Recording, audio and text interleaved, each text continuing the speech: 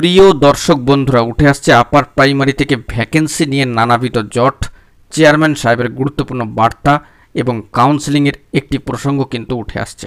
প্রতিটি চাকরি প্রার্থীর জন্য অত্যন্ত গুরুত্বপূর্ণ আর্জেন্ট আপডেট, তাই আর্জেন্ট ভিত্তিতে এই ভিডিওটা ক্রিয়েট করতেই হচ্ছে। ভিডিওটিকে সম্পূর্ণ শেষ পর্যন্ত ওয়াচ করবেন, অতি অবশ্যই চ্যানেলটিকে সাবস্ক্রাইব করে নিয়ে সঙ্গে থাকবেন।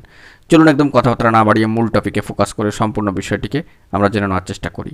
অত্যন্ত গুরুত্বপূর্ণ, কার্যত দুইটি ফেজের কিন্তু কাউন্সেলিং পর্ব ৩-৪ তারিখ হয়ে গিয়েছে প্রথম দফার ক্ষেত্রে, এবং সেখানে দেখা যাচ্ছে একাধিক চাকরি প্রার্থীদের যে অনুপস্থিতি তার হার কিন্তু একটু একটু করে বাড়ছে।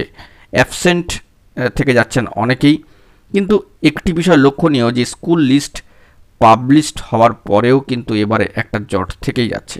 ভ্যাকেন্সি নিয়ে নানাবিধ জটের প্রসঙ্গ উঠে আসছে সম্মানীয় চেয়ারম্যান সাহেবের গুরুত্বপূর্ণ কিছু বার্তা। এই দিকে আমাদেরকে একটু লক্ষ্য করতেই হবে। প্রতিটা চাকরি প্রার্থী অবশ্যই বিষয়টিকে মাথায় রাখবার এবং কিন্তু খেয়াল করবার চেষ্টা করবে। বন্ধুরা, বিষয়টি হচ্ছে এরকম যে আপার প্রাইমারি বা উচ্চ প্রাথমিকের শিক্ষক নিয়োগের কাউন্সেলিং সবেমাত্র শুরু হয়েছে।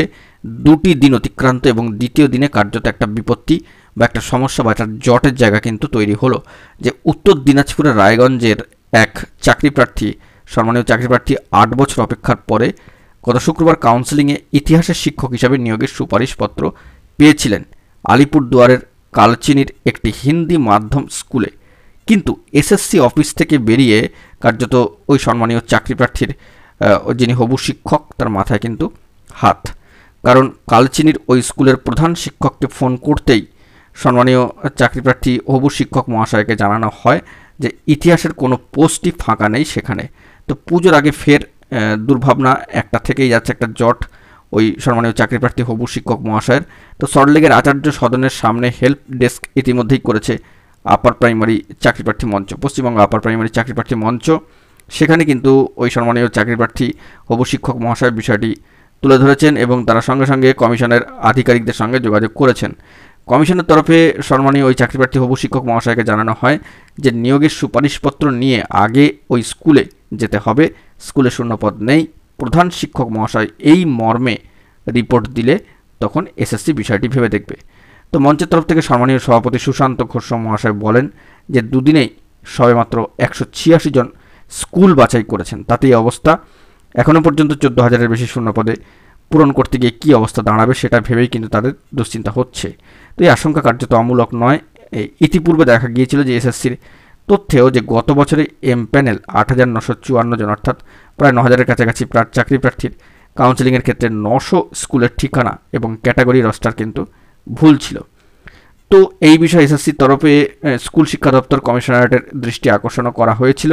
কিন্তু এবার এসএসসি কলকাতা হাইকোর্টের নির্দেশে 14,052 জন প্রার্থীর জন্য ওয়েবসাইটে ভ্যাকেন্সি লিস্ট আপলোড করতেই দেখা গিয়েছে আগেরবার যেসব স্কুলে অন্তত শিক্ষক পদ শূন্য ছিল এমন বহু স্কুলের নামই কার্যত নেই বা ভ্যানিশ হয়ে গিয়েছে, অনুপস্থিত বা অ্যাবসেন্ট। যদিও এই ব্যাপারে কমিশনের সম্মানীয় চেয়ারপারসন সম্মানীয় সিদ্ধার্থ মজুমদার মহাশয়ের সঙ্গে সন্ধ্যার পরে যোগাযোগ করার চেষ্টা করেও কথা বলা যায়নি। তো এই দিক থেকে দুই অর্ধ মিলিয়ে কার্যত 110 জনের কাউন্সেলিং হওয়ার কথা ছিল, কিন্তু 84 জন উপস্থিত হয়েছিলেন, অর্থাৎ 26 জন অ্যাবসেন্ট। তো এই অ্যাবসেন্টদের জন্য যে চাকরি প্রার্থীরা দুটি কারণকে দায়ী করছেন, যে 2012 সালের পর এই প্রথম আপার প্রাইমারি স্তরে 5ম থেকে 8ম শ্রেণী পর্যন্ত শিক্ষক নিয়োগ হচ্ছে। ইতিমধ্যেই গত 1 দশকে বারবার নিয়োগ ঘিরে একাধিক মামলার জট, এতে কিন্তু চাকরি প্রার্থীরা কার্যত হতাশ হয়ে পড়েছেন। ফলে অন্যত্র তারা চাকরি খুঁজে নিয়েছেন বা পেয়ে গিয়েছেন, হয়তো কেউ স্কুলের নিয়োগ ঘিরে মামলার চক্করে আর পড়তে চাইছেন না। প্রসঙ্গত এখানে উল্লেখ্য যে পুজোর ছুটির পরে বাংলা মাধ্যমিক স্কুলের কাউন্সেলিং শুরু হওয়ার কথা রয়েছে, যদিও কয়েকজন চাকরি প্রার্থীর মতে প্রায় 10 বছর আগে এই নিয়োগের বিজ্ঞপ্তি কিন্তু বেরিয়েছিল। সেক্ষেত্রে অনেকেই অন্যত্র চাকরি বাকরি পেয়ে গিয়েছেন। এসএসসি চেয়ারম্যান সাহেব সম্মানীয় সিদ্ধার্থ মজুমদার মহাশয় এ প্রসঙ্গে কার্যত বলছেন যে কোট আনকোট কাউন্সেলিং স্বচ্ছভাবে হচ্ছে, কতজন প্রার্থী সুপারিশপত্র নিতে এসেছেন, কতজন অনুপস্থিত ছিলেন, কতজন সুপারিশপত্র নিলেন, সব তথ্যই এসএসসি ওয়েবসাইটে দেওয়া হচ্ছে। তো অত্যন্ত গুরুত্বপূর্ণ ইঙ্গিতবহ বার্তা। তো আগামী দিনে পুজো মিটলে তারপরে কাউন্সেলিং প্রসিডিওর আবার কিন্তু শুরু হবে।